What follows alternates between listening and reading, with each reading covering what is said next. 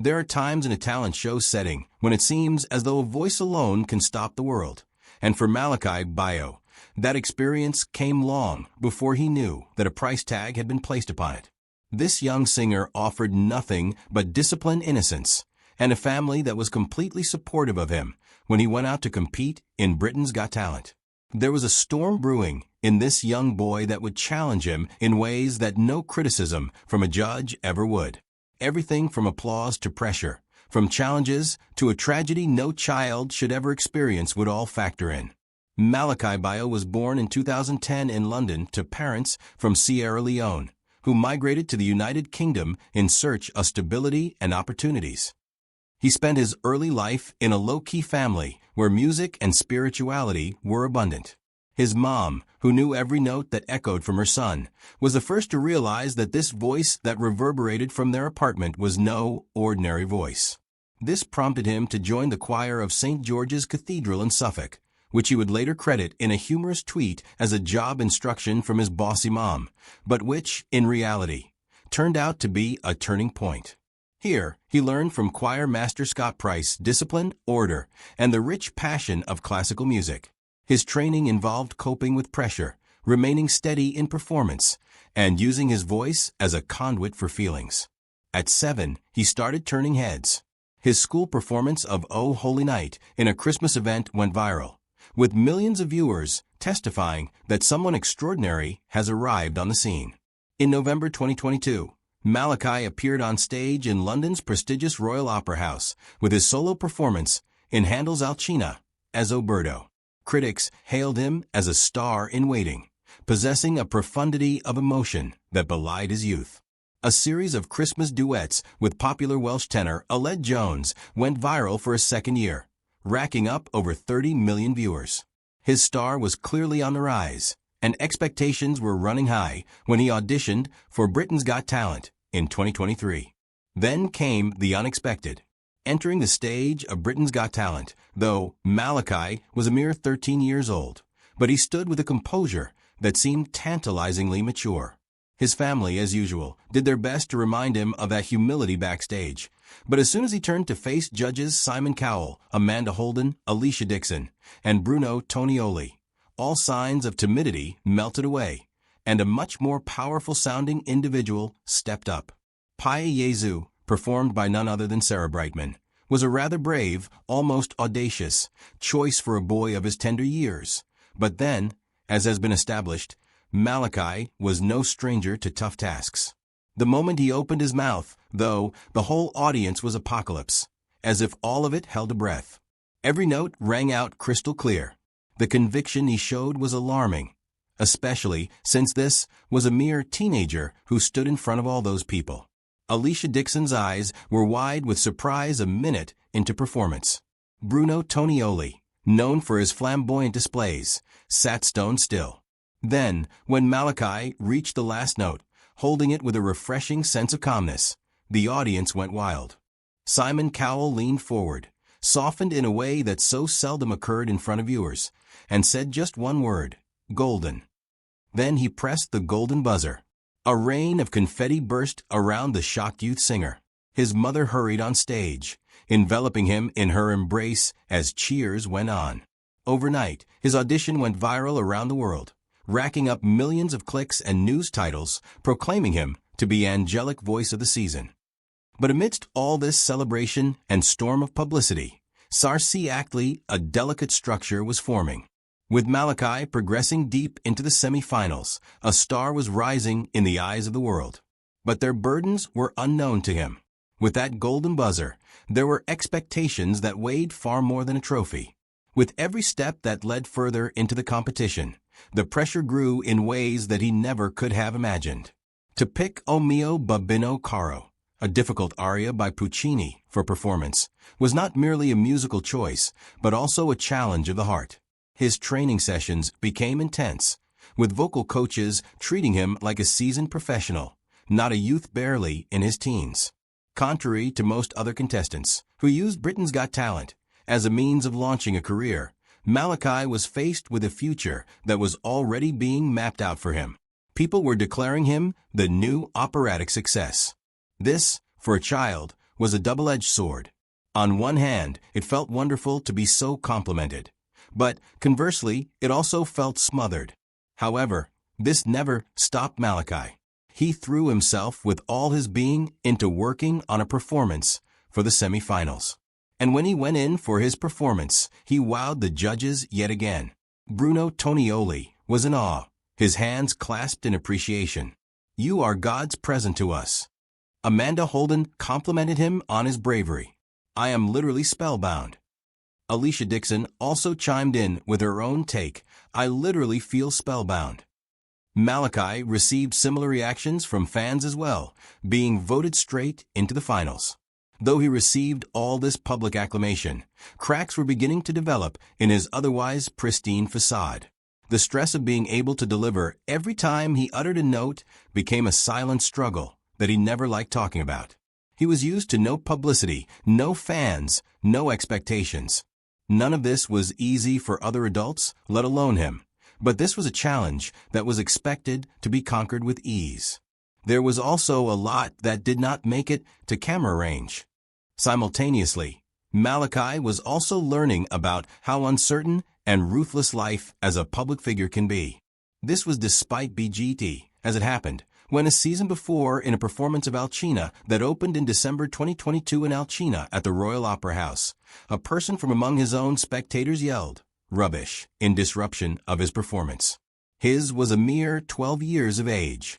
This brought about a fury from the crowd, which silenced him momentarily, until the Opera House released a statement echoing their disapproval of this assault.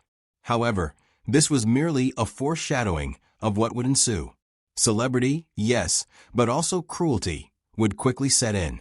Just as Malakai was gearing up for the biggest moment of his young career, performing in the Britain's Got Talent final, life threw a wrench in his plans that he never could have seen coming. Just a couple of days before he was to take the stage, his beloved grandmother passed on. She was one of his biggest supporters from a very early age, watching him as he practiced in front of her, sharing with him tales of courage, with a sense of dignity, with a sense of how precious it was for him to share his gift with the world. His world was turned upside down, a world filled with cheers and applause, a world where his fear was evident in a quivering voice over a phone line. She would not be there. Not for this performance, this night, this moment in his life. This was a child, still finding his way around a world that seemed to worship him, dealing with a grief that seemed like a tidal wave.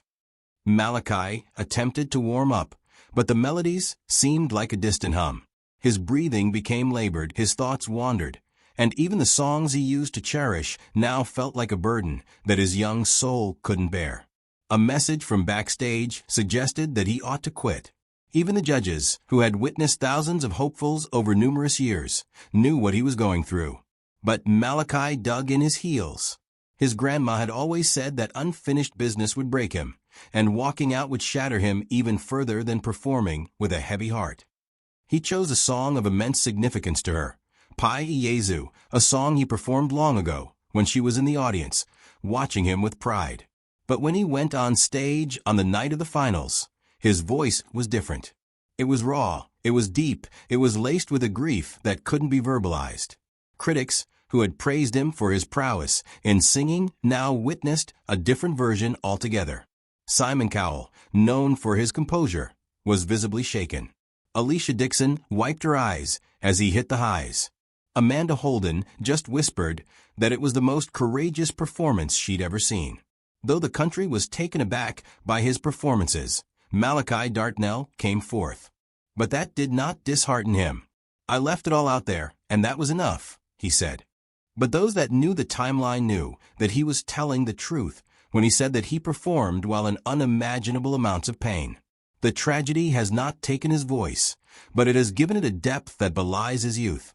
And even now, despite having reached the end of this journey on BGT, his struggle with the death of his grandmother this week still resonates. His greatest challenge, however, was yet to come. Out of this sorrow, a world of opportunities opened for him. However, when Britain's Got Talent concluded, it was expected that Malakai would take a back seat, take some rest, and also mourn in private. Instead, a miraculous turnaround occurred. The ordeal that almost broke him seemed to stir a fire deep down in him. This was a record offer that was offered to him by Universal Music mere weeks from Britain's Got Talent. This was a feat that most people of his age would never encounter in a lifetime. There also has been many talented performers in this industry over the years, but not many of them had a voice that would be able to match that of professional classical singers. In July 2023, Malakai released his first album, Golden, a mix of classical arias and popular adaptations. This reached #1 in classical albums in the UK and then topped Billboard's traditional classical albums in America. This, for a boy reeling with shock over personal tragedy, was an incredible feat. He was not defined by his fame, but by how he turned his ordeal into a cause with a poise beyond his years. His collaborations were yet another turning point in his journey. He did a special version of Benedictus with a composition by Sir Carl Jenkins, who appreciated him for being humble and emotionally intelligent. This was followed by a meeting with Andrew Lloyd Webber, who advised him on how to maintain longevity and integrity in his work. These are giants in their respective domain, but it seemed as though they were talking to him as though he already belonged to their league, which would make his grandmother proud. In April 2023, Malakai performed at Classic FM Live in front of a huge audience with the orchestral accompaniment of a full orchestra from the English National Opera. Before he even started, the crowd was applauding, but as he started to sing, a silence fell, like a congregation in a cathedral. His expression, his range, and his return to strength in his voice showed a young artist finding himself. His impact went beyond the stage as music colleges throughout the UK reported a sudden intake of youngsters wishing to join choruses, with many claiming Malakai as their reason for doing so. The president of Sierra Leone even extended him a congratulatory message, as he was a pride of all Sierra Leoneans worldwide. But despite all this attention from around the world, every morning, 5 days a week, in West London, Malakai went back to school with books in one hand and a legacy in the other that he did not ask for.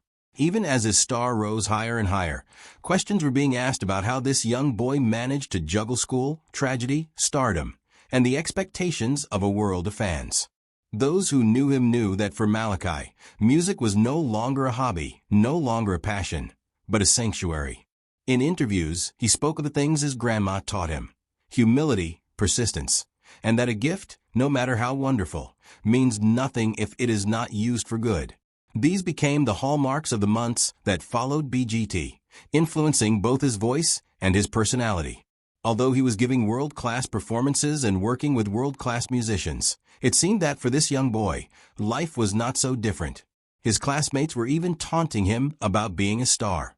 "Don't be like that, it's not different for me," he would say. When fans stopped him in the street for photographs and for congratulations, he accepted graciously, but never let it change him. He still played ping-pong in between performances, still cheered for Liverpool, and still spent his evenings lost in computer games, just like other teenagers. He was a star, but he was never caught up in that world. However, what did change was his voice.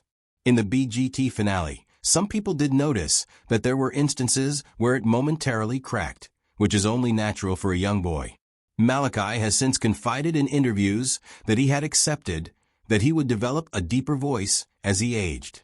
Instead of finding this intimidating, he was looking forward to working with it, even venturing into different vocal ranges. This was the attitude of a true artist, someone who would look upon development as a positive, not a negative. More importantly, Malakai started to share his true passions.